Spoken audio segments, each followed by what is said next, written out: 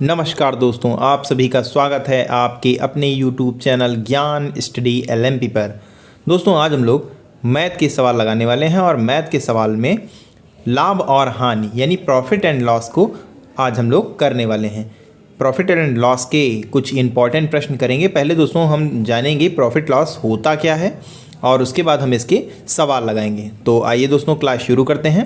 दोस्तों क्लास शुरू करने से पहले अगर आप चैनल पर पहली बार आए हैं तो चैनल को सब्सक्राइब कर लें, साथ में बेल आइकन को अंडर प्रेस कर लें जिससे अगली क्लास की जानकारी आपको मिल सके। आप दोस्तों आइए क्लास में चलते हैं और आज के सवालों को हल करते हैं। पहले दोस्तों आज हम लोग क्रय मूल्य के बारे में जानेंगे। क्रय मूल्य क्या होता है?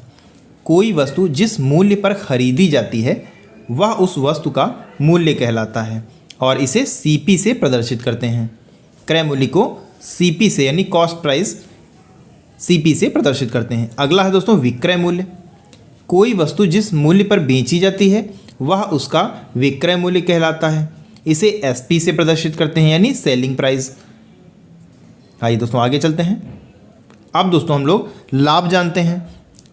यदि किसी वस्तु का विक्रय मूल्य उसके क्रय मूल्य से अधिक है तो वस्तु पर लाभ प्राप्त होगा और इसे हम P से यानी प्रॉफिट होता है तो P से प्रदर्शित करते हैं।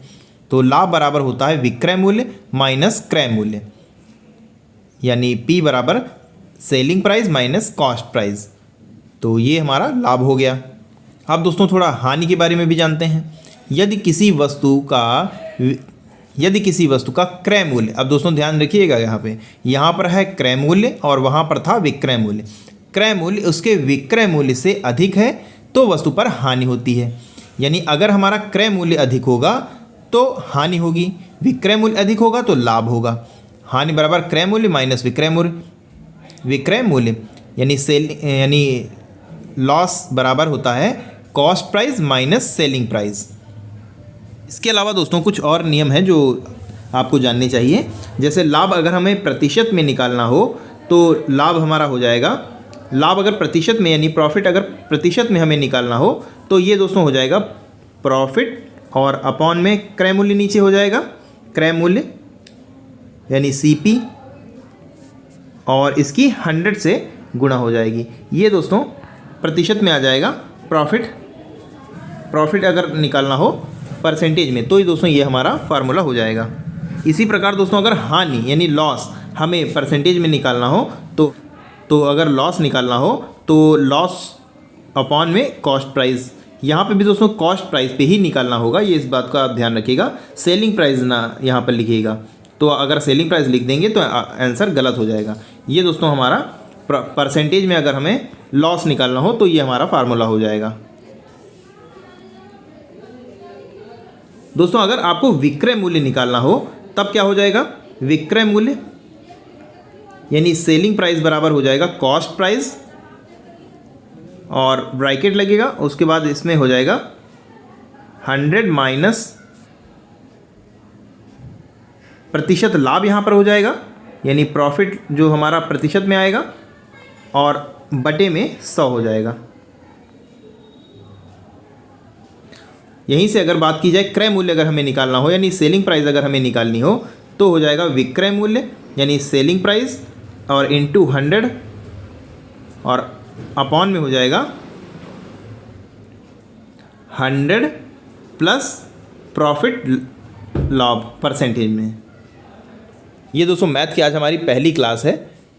ये दोस्तों प्रॉफिट लॉस की आज हमारी पहली क्लास है, तो हल्का हल्का हमने आपको बताया है। जैसे जैसे क्लास आगे बढ़ती जाएगी थोड़ा सवालों का स्तर बढ़ता जाएगा। तो आज हमने जो आज हमने नियम बताए उन्हीं पर आधारित आइए कुछ सवाल हल करते हैं। आज का हमारा पहला सवाल है, अनुज ने एक पेन 20 रुपये में ख़रीदा और 22 रुपये में बेच दिया, उसका लाभ कितना होगा? प्रॉफिट हमने अभी पढ़ा था, प्रॉफिट बराबर होता है selling price minus cost price. तो सेलिंग प्राइस यहाँ पर 22 रुपये दी हुई है और माइनस कॉस्ट प्राइस 20 रुपये दी है, तो 2 रुपये यहाँ पर हमारा प्रॉफिट हो जाएगा। 2 रुपये हमारा प्रॉफिट हो जाएगा, तो यहाँ पर हमारा B ऑप्शन सही हो जाएगा। आइए दोस्तों अगला सवाल लगाते हैं। अगला दोस्तों सवाल है, माही ने एक खिलौना 200 रुपये में ख़रीदा और 180 रुपये में बेच दिया, माही को कितनी हानि हुई। तो हानि के लिए यानी लॉस के लिए हमने पढ़ा था cost price minus selling price हो जाएगा। तो कॉस्ट प्राइस यहाँ हमारी है 200 और सेलिंग प्राइस है 180। तो यहाँ पर हमारा लॉस हो गया 20 रुपये का, और 20 रुपये हमारे सी ऑप्शन में दे रखा है, सी ऑप्शन हमारा सही हो जाएगा। आइए दोस्तों अगला सवाल लगाते हैं। अगला दोस्तों सवाल है, एक वस्तु को 2000 रुपये में खरीद कर 1800 रुपये में बेच दिया गया, हानि प्रतिशत ज्ञात कीजिए। तो सबसे पहले हानि यहाँ पर कितनी हुई, हानि हुई हमारी, हानि होती है cost price minus selling price. तो कॉस्ट प्राइस हमारी है 2000 माइनस 1800 हो जाएगी, ये हमारी कॉस्ट प्राइस है, ये हमारी सेलिंग प्राइस है। तो ये 200 रुपये दोस्तों आ जाएगा। और अभी हमने फार्मूला पढ़ा था लॉस प्रतिशत निकालने के लिए, हमारा टोटल लॉस आएगा और नीचे हमारी कॉस्ट प्राइस आएगी। कॉस्ट प्राइस हमारी है 2000 और 100 से इसकी गुणा हो जाएगी। तो 3 0 से 3 0 कट गए और 2 से ये कटेगा, ये 10 आ जाएगा। 10% हमारी हानि हुई, इस वस्तु पर 10 रुपये की हानि होगी। तो 10 हमारा ए ऑप्शन में दे रखा है, तो ए ऑप्शन हमारा सही हो जाएगा।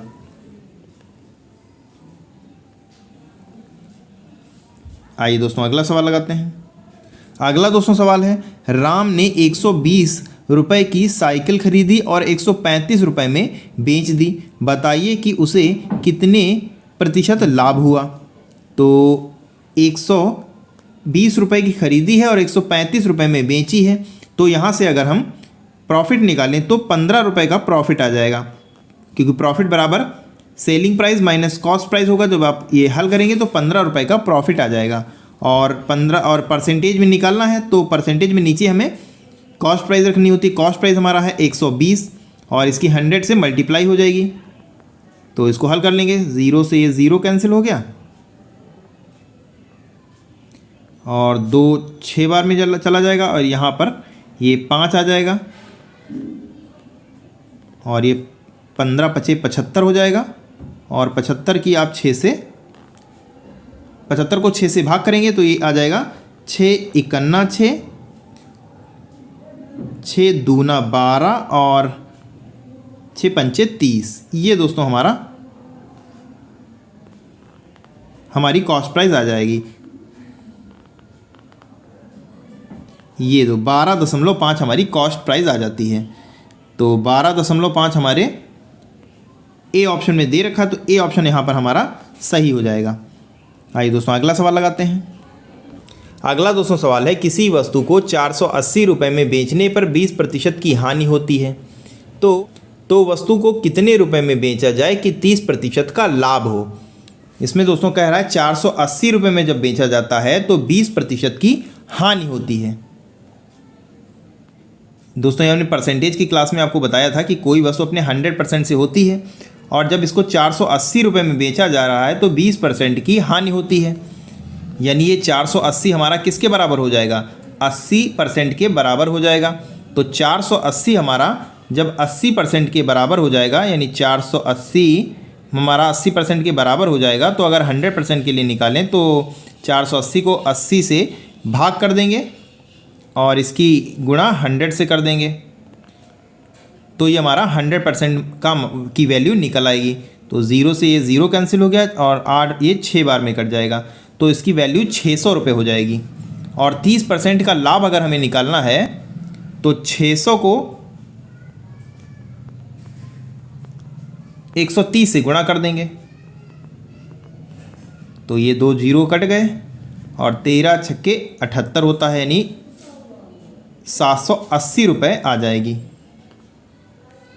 तो वस्तु पर 30% का लाभ लेने के लिए हमें 780 रुपये में बेचनी पड़ेगी, यानी इस प्रश्न का हमारा डी ऑप्शन सही हो जाता है।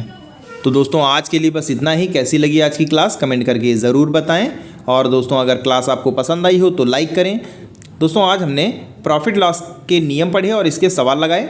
ये शुरुआती हमारे नियम थे जिन पर हमने सवाल लगाए। दोस्तों मैथ की अगली क्लास में हम इसके स्तर बढ़ाते रहेंगे और आगे के कुछ नियम भी बताएंगे आपको और कुछ उन पर आधारित सवाल भी बताएंगे। और दोस्तों अगली क्लास में हम शॉर्ट ट्रिक से आपको प्रॉफिट एंड लॉस के सवाल निकालना सिखाएंगे।